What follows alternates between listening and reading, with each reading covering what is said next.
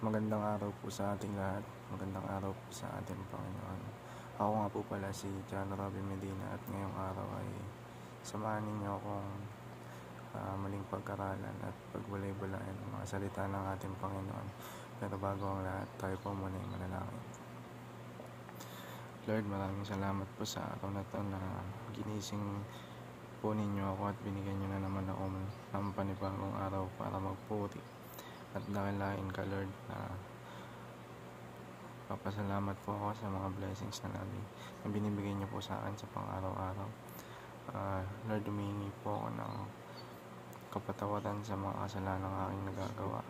Tulungan mo po akong maalis ko po ito sa akin. Lord, kayo na po ang manguna sa akin ngayong araw. Sinusurrender ko po lahat sa inyo, lahat ng mga gagawin ko. Na may bigyan niyo po ako ng wisdom at knowledge para mas lalo ko pa pong maintindihan ang iyong mga salita. At ang lahat ng ito ay dinadalangin ko sa mga pangyarihang pangalan ni Jesus. Amen. At ngayong araw po, ang topic po natin ngayong araw ay ang loving God is hating sin or hatred of sin. Na kapag minamahal natin yung Panginoon natin, kamumuhian natin yung kasalanan o pandidirian natin yung kasalanan. At ang bersong pag-aaralan natin ngayong araw ay ang Psalm chapter 97 verse 10. Let those who love the Lord hate evil, for He guards the lives of His faithful ones and delivers them from the hand of the wicked. Sa Tagalog naman, mga awit, kapitulo 97 verso 10.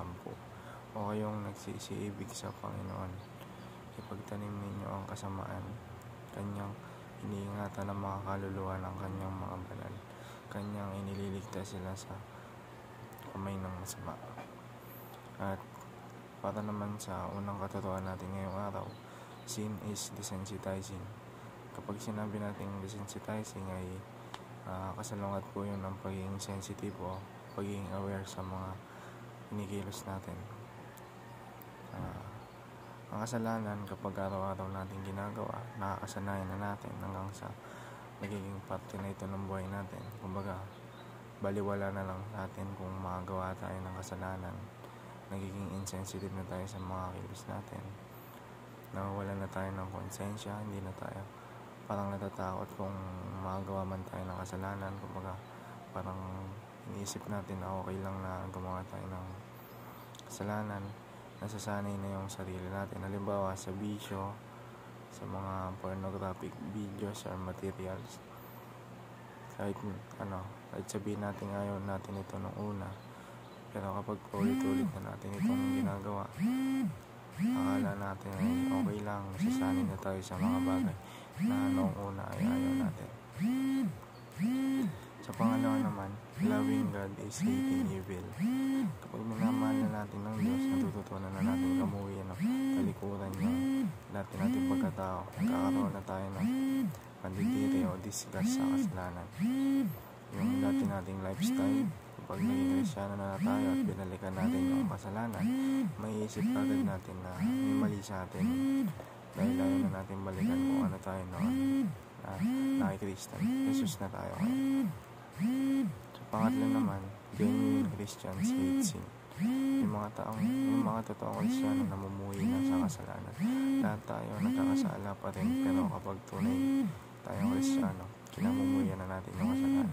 Ayaw na natin yung mga klase ng kasalanan. Normal natin ginagawa noon, tapos gagawin natin ngayon. Nakakapil na tayo ng hiya o konsensya dahil hindi na yun angkop sa bago natin pagkatao. At para naman po sa ating application ngayong araw, ask God to sensitize our heart. Kasi kausapin natin yung Panginoon, humingi tayo ng gabay sa Kanya, humingi tayo ng patnubay sa Kanya. Surrender natin lahat sa Kanya na kung meron man tayong kasalanan na nakakasanayan natin ngayon at nawawala na tayo ng konsensya. Halimbawa, yung pagmumura, pagbibisyo, o nakakaramdaman tayo ng lust. Ask natin si Lord na sensitize yung puso natin, na gawin yung pure yung puso natin. Sabihin natin kay Lord na tulungan niya tayong kamuhin yung mga ginagawa natin kasalanan. Sa number 2 naman, hate sin without being self-righteous. Huwag nating tingnan yung sarili natin na mas angat sa iba. Huwag tayong magbanal-banalan. Huwag tayong mangmaliit ng ibang tao. Aminin natin kay Lord lahat ang mga nagagawa natin kasalanan. Huwag natin sitahin yung iba. Kahit na alam naman natin na tayo mismo yung nagkakasala. Kumbaga, i-hate lang natin yung sin. Paano nga ba natin yung i-hate yung sin? Kumbaga, huwag na natin gawin yung mga bagay na hindi naman kinalulugod ng Diyos. Huwag tayong masyadong nakatingin sa ginagawa ng iba. Dahil alam naman natin na tayo nagkakasala.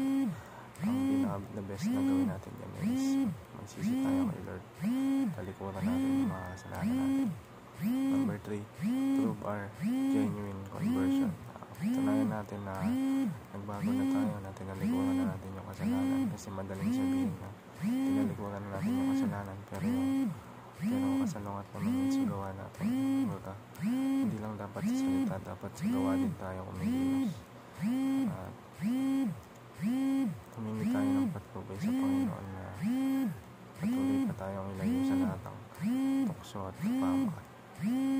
At yun lamang po para sa araw na ito. Naway may natutunan po tayong lahat. At para tapusin po ang ating daily devotion, tayo po yung manalangin. Lord, maraming salamat po sa araw na ito na nagkaloob niyo po sa akin. Lord, tulungan mo po akong alisin sa akin yung mga bagay na nakakasanayan kong gawin na labag sa iyong kalooban. Kayo na po ang